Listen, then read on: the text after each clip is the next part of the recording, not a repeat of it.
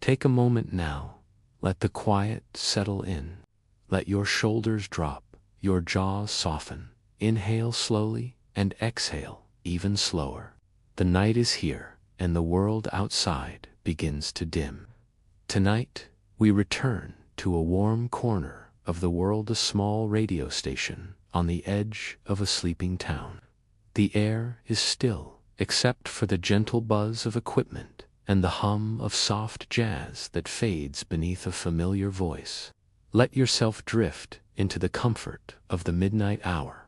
The clock read 11:56 p.m. when Elias Tandra, 71 years old, flicked the microphone switch to on. Good evening, sleepless souls. You're listening to radio station 105.8, the midnight hour. I'm Elias, and if you're hearing my voice, it means you've made it through another day. Welcome back. Elias had hosted this late-night show for 33 years, a quiet companion to insomniacs, truck drivers, nurses, and dreamers. His voice, rich with age and gravel, had become a lullaby for strangers. He didn't say much, just enough to remind people they weren't alone in the dark. Each night, listeners sent anonymous letters, and each night, Elias read them aloud, with care, with reverence. Stories of heartbreak, letters of forgiveness never sent, notes of small happinesses, sunlight on laundry, a shared coffee, a memory of a mother's hand on one's head. That night, the first letter was a short one. Dear Elias, I miss him every day. I wish I had said it out loud, that I loved him. Elias paused after reading. Some things echo longer when unspoken, he murmured. May your silence be filled tonight with peace. He moved on to another. Elias, my cat died last week. She was the only one who waited for me at the door. Now I come home to no one. I don't know what to do with the quiet. Elias, let the silence linger.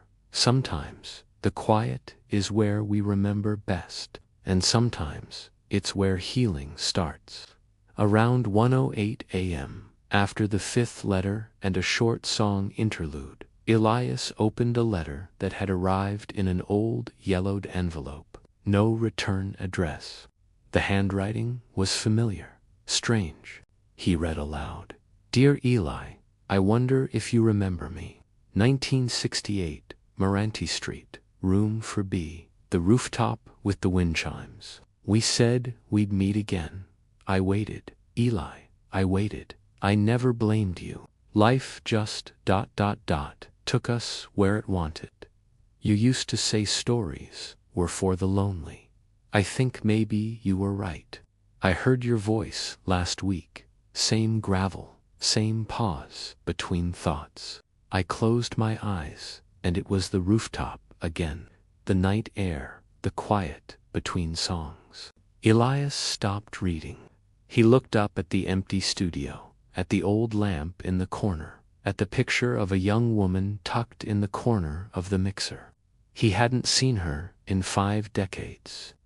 The next letter came in a plain envelope, the ink slightly smudged as if it had been written in haste or in secret. Elias unfolded it slowly, careful not to tear the paper.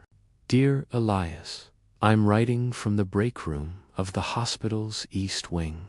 It's 2:17 in the morning, and the world is fluorescent and still. I've worked the night shift for 6 years. I've held more hands in partying than I can count. Some nights I wonder if my heart has become too quiet. But last week, one of my patients asked me if I still danced. I didn't know how to answer.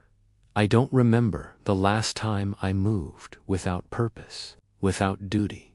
I think maybe I miss myself.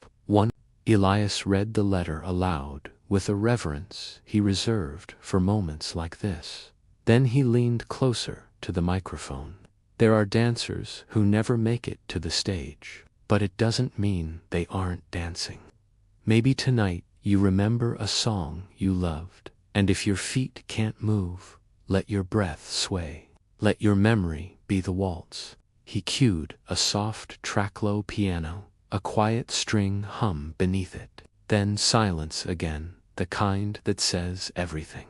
One of Ilias's own memories surfaced. Not a letter, but a moment. He told listeners about a cassette he once kept in the bottom drawer of his desk, the one labeled for rainy days only. It held a recording of him and Lila singing into an old tape recorder, giggling between verses, off-key and full of life. He hadn't listened to it in years. "I might play it tonight," he said, "if I can find the courage." A young man wrote, "Dear Elias, I found out last year that my father was a jazz musician. I never met him. My mother never talked about him. But I saw his name in a record shop on a vinyl sleeve. I've been learning saxophone ever since. I play into the night and pretend he can hear me." Elias smiled, his eyes damp.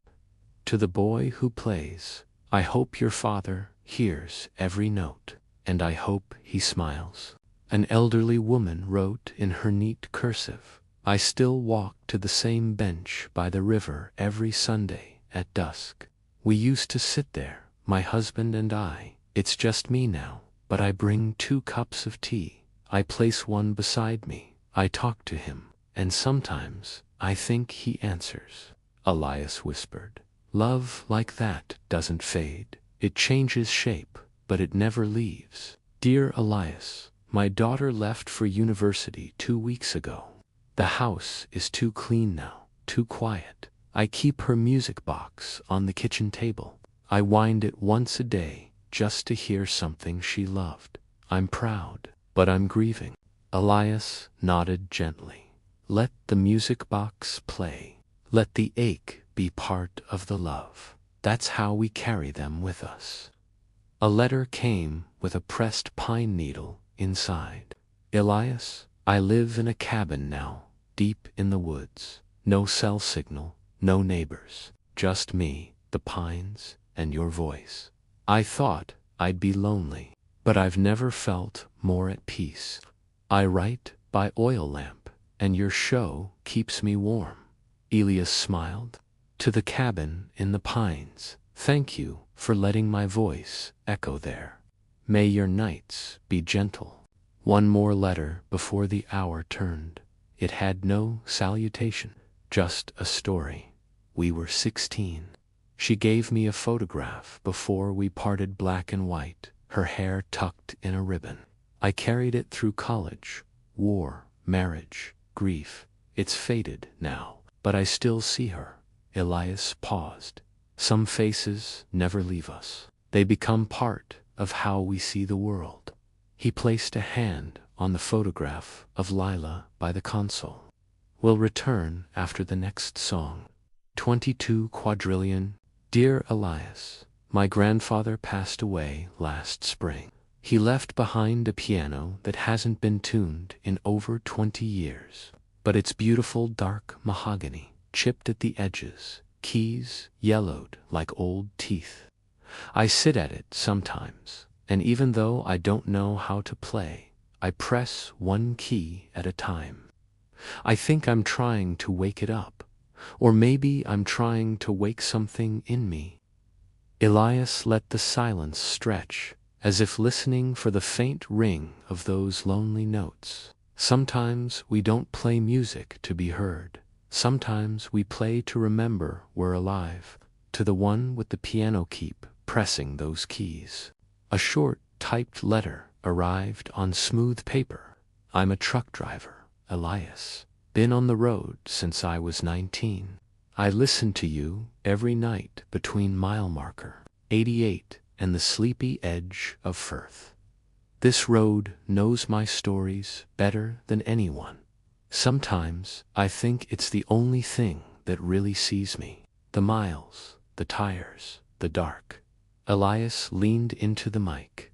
"To those who move while the world sleeps, thank you. For carrying more than freight, for carrying the hours, the silence, the stories. The next letter was brief, but it lingered. Dear Elias, I miss the smell of morning toast in my mother's kitchen, the soft scrape of butter, the clink of a spoon against a teacup. I don't know why I'm writing. Maybe just to say I still remember. Elias's voice softened. Sometimes memory arrives through the nose before it reaches the heart. Hold that scent. Let it warm you tonight. Elias. The next letter read, my brother and I used to record fake radio shows on my dad's tape deck. We made commercials for imaginary sodas, interviewed our cat, played songs off our Walkman, and pretended we were you. He passed away last year. I found the tapes in a shoebox last week. We were ridiculous, but we were happy. Elias chuckled gently. We all start as echoes of someone we admire. And sometimes, if we're lucky, those echoes become our own voice. Thank you for reminding me what beginnings sound like.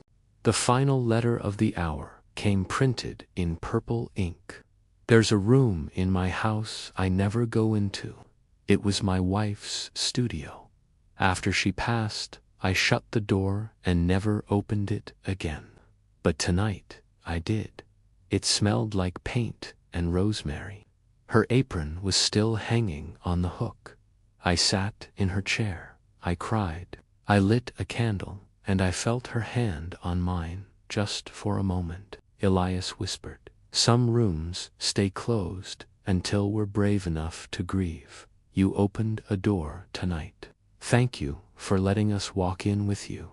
Dear Elias, when I was little, my father always carried a yellow raincoat in the trunk of our car. He never wore it, just kept it there. One day, I asked him why. He said, for someone who forgets theirs. Years later, after he passed, I found it still folded, untouched. I keep it now, in the back of my own car. I haven't used it either. Elias let out a soft breath. Kindness doesn't always need a recipient. Sometimes, it's the quiet readiness to shelter someone even if they never come. A letter arrived on yellow stationery, lightly scented. Elias, I lived in apartment 3C for 15 years. My neighbor, Miss Alvarez, was 92. She always left a piece of candy outside my door on Mondays, just one. I never knew why. I never asked, but I always smiled. Last week, she passed away. And on Monday, I found a butterscotch waiting for me. Her niece left. It said her aunt asked her to carry on the tradition. I cried all the way to work. Elias nodded. Grief, when shaped by love, becomes legacy. 300. The next letter came from a listener overseas. Dear Elias, I attended a lantern festival for the first time this week. Hundreds of lights rising into the night sky, each one carrying a wish. Mine was simple. May she be happy wherever she is. I don't know if she saw it, but letting go felt like loving her again, gently. Elias whispered, sometimes letting go isn't the end. It's the act of loving without asking for anything in return. Elias. The next letter read, I worked the night ferry across the bay. Mostly quiet, mostly cold. But last week, an older man with a violin stood at the back of the boat. He played softly, something sad and slow. No one said a word. The whole boat listened. He nodded at me as he disembarked. That music stayed with me all night. Elias smiled to himself. There are songs that are meant only for those who listen in the dark. You heard one, and it became part of your night. Elias picked up the last letter of the hour.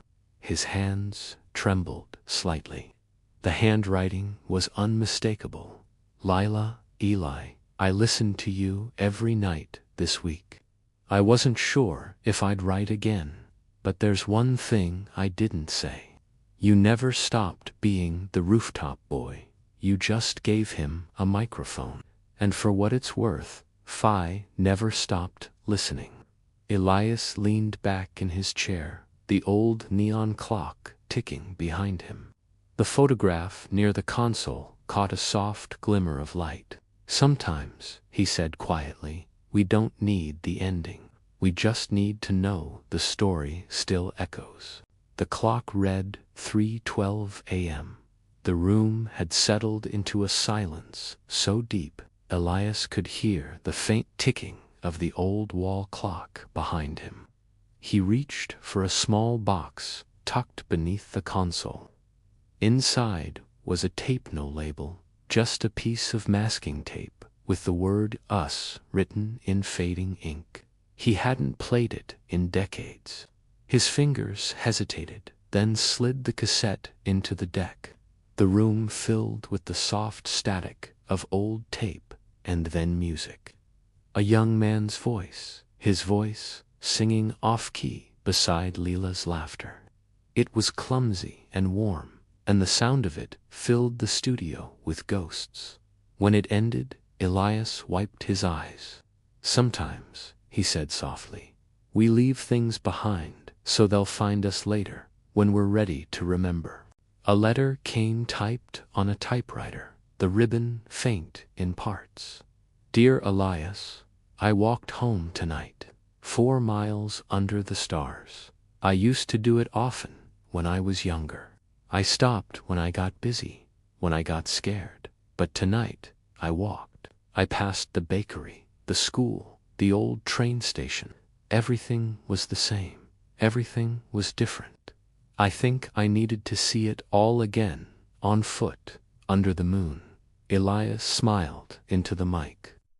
Some journeys aren't about arriving. They're about remembering we have feet and that the earth is still there, waiting.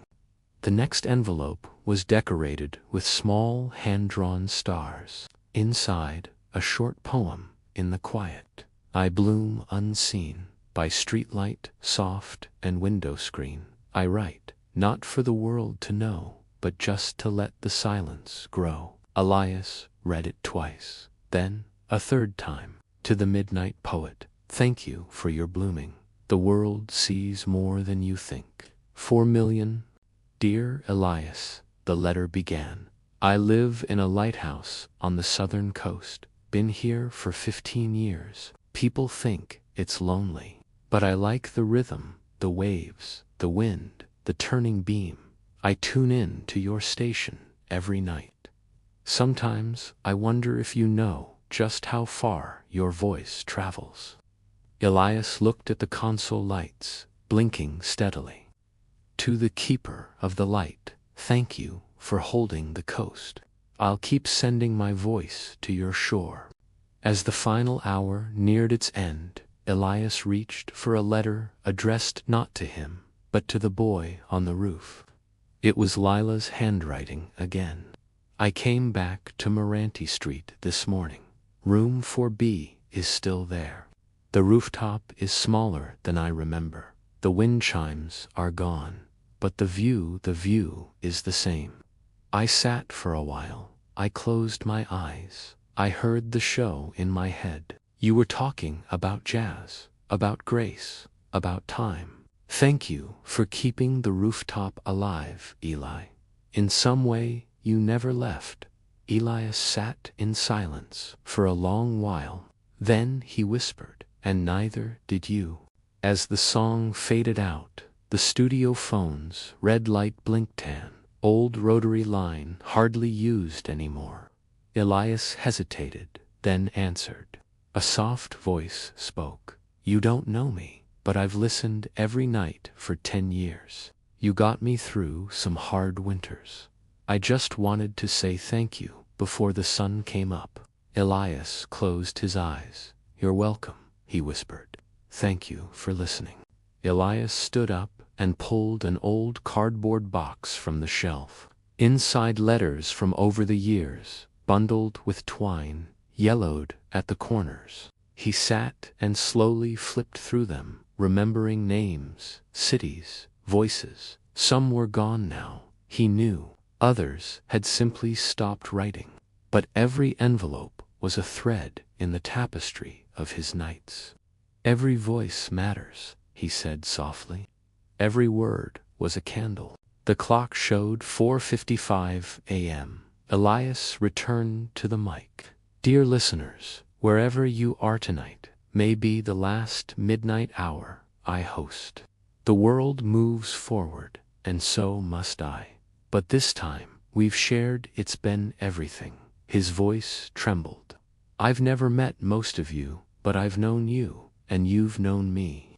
Through every letter, every quiet hour. He let the silence linger before continuing. If you ever feel alone, just before closing, Elias noticed a final envelope placed on the console while he'd been distracted. No stamp, just his name, inside a note. Meet me on the roof, one last time. He smiled. Slowly, he took off his headphones, stood, and left the studio. Elias climbed the stairs, his knees aching. The city was quiet, glowing blue and gold in the early light. She was their Lila, older now, her silver hair tied back, holding 2 coffees. They didn't speak at first, just stood side by side, watching the sun rise over the city they once dreamed about. After a while, she said, "You kept talking all these years." Elias chuckled. Tira kept listening. And as dawn fully arrived, they sat on the rooftop, 2 voices, finally in the same silence, at peace.